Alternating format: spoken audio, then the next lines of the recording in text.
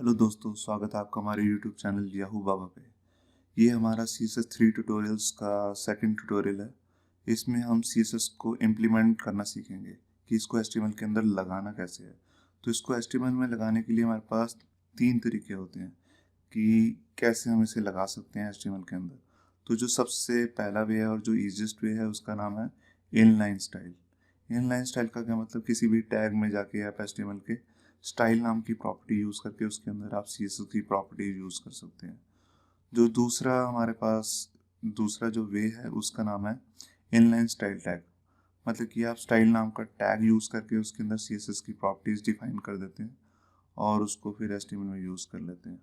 तो जो ये HTML का स्टाइल का टैग है ये HTML के अंदर ही लगता है। और एक जो तीसरा और मोस्ट पॉपुलर जो इसका वे है यूज़ करने का वो है एक्सटर्नल स्टाइल शीट्स। प्रोफेशनली इसी को यूज़ किया जाता है, एक्सटर्नल स्टाइल शीट को। इसमें क्या होता है, आप CSS की एक अलग से फाइल बना देते हैं और इसको फिर HTML के अंदर यूज़ कर लेते हैं। तो सबसे पहले हम समझते हैं कि इनलाइन स्टाइल को यूज़ कैसे करना है। इनलाइन स्टाइल को यूज़ करने के लिए हमारे सामने यहाँ पर एक एग्जाम्पल है हेडिंग 1 का, और उसके अंदर हमने कुछ टेक्स्ट लिखा हुआ, welcome to Yahoo Baba channel. अब हमारे को इसके अंदर स्टाइल लगाना है और उसमें कलर चेंज करना है या कुछ भी करना है। तो उसके लिए हम क्या करेंगे, H1 के अंदर ही हम स्टाइल नाम की प्रॉपर्टी लगाएंगे और उसके अंदर हम CSS की प्रॉपर्टी यूज़ करेंगे कलर।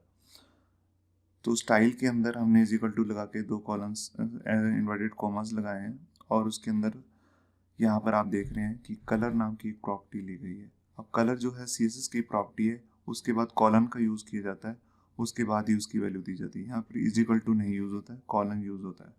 उसके बाद ग्रीन नाम की प्रॉपर्टी यूज़ की गई है, उसके बाद यहाँ सेमी कॉलन है।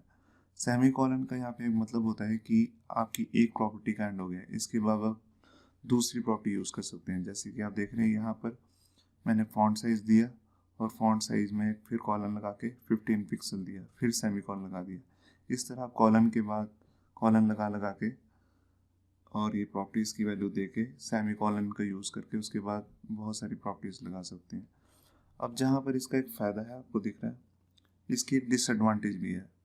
वो क्या है कि अब मान लो आपके एक ही पेज में हज़ारों लाइन होगा कोड HTML का, तो ये पॉसिबल नहीं हो पाता कि आप हर टैग के अंदर जा जा के आप बार बार स्टाइल लगाओ और बाद में कुछ चेंज करना पड़ जाए, फिर उसको ढूंढो, फिर उसे चेंज करो, और ऐसे आपके पास 10 फाइलें HTML की हैं और सब में ऐसे ऐसे करना।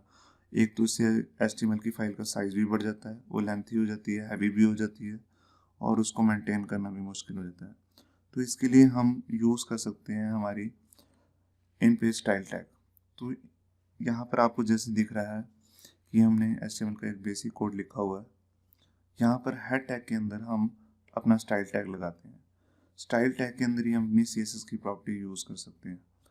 जो स्टाइल टैग है, मैं आपको इसके बारे में एक चीज़ बता दूं, क्लियर कर दूं कि स्टाइल टैग सिर्फ हेड टैग के अंदर ही आता है। हेड टैग के अंदर जैसे आपके टाइटल टैग भी आता है और जावास्क्रिप्ट वगैरह भी आती है, तो आप वहीं पर ही हेड टैग के अंदर स्टाइल टैग भी यूज़ कर सकते हैं। अब स्टाइल टैग के अंदर जैसे आपने एक सिलेक्टर लेना पड़ेगा आपको। सिलेक्टर का मतलब है मेरा, जैसे यहाँ पर एक सिलेक्टर है H1 के बाद करली ब्रेसेस लिखी हैं और यहाँ करली ब्रेसेस बंद। इस सिलेक्टर के अंदर जो भी हम प्रॉपर्टीज लेंगे, जैसे कलर लिया, फॉन्ट साइज वगैरह कुछ भी लिया, जो हम आगे अभी करने वाले हैं अपनी वीडियो ट्यूटोरियल्स में, वो लिया, तो जहाँ जहाँ पर भी इस पेज में H1 होगा वहाँ पर ऑटोमेटिकली कलर ग्रीन हो जाएगा उसका। तो आपने देखा कि इन पेज में हमें अंदर जा जा के HTML के कोड के अंदर इनलाइन स्टाइल लिखने की जरूरत नहीं होती, ऐसे ही हम यूज़ कर लेते हैं।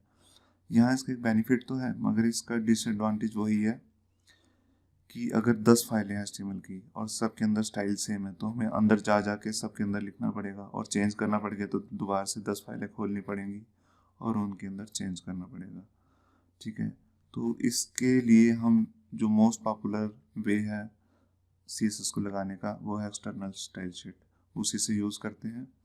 तो इसके अंदर हम क्या करते हैं, बेसिकली हम एक CSS की फाइल क्रिएट कर लेते हैं और जैसे इसकी फाइल क्रिएट करने के बाद इसके अंदर CSS की प्रॉपर्टीज़ लिख देते हैं और फिर इसको सेव कर देते हैं, जैसे कोई भी एक नाम देके।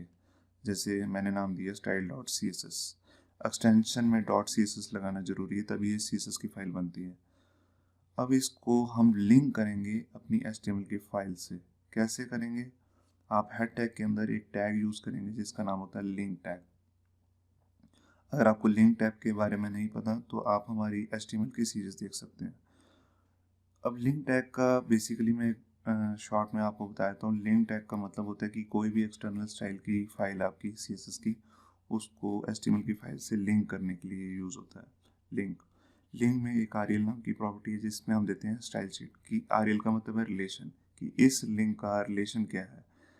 यह स्टाइल शीट है। यहाँ पर देते हैं टाइप, जो उसका फॉर्मेट है टेक्स्ट का, वो टेक्स्ट फॉर्मेट है, और वो फाइल किसकी है, CSS की फाइल है।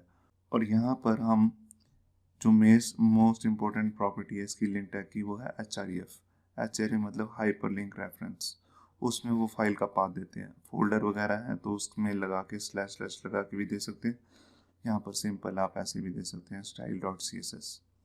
तो इससे हमारे को फ़ायदा क्या होता है। अब आपको मान लो 10 फाइलें आपकी, आप एक ही फाइल में चेंज करेंगे और वो 10 फाइलों में ऑटोमेटिकली चेंज हो जाएगा। आपको सारी HTML की फाइलें दोबारा नहीं खोलनी पड़ेंगी। तो इससे प्रोसेस जो है HTML का, बहुत कोडिंग का बहुत फास्ट हो जाता है, जो हम अपने नेक्स्ट वीडियो ट्यूटोरियल में देखेंगे इसको प्रैक्टिकली करना कैसे है। अगर आपको हमारी ये वीडियो ट्यूटोरियल अच्छी लगी हो तो लाइक करना मत भूलिए। Thank you.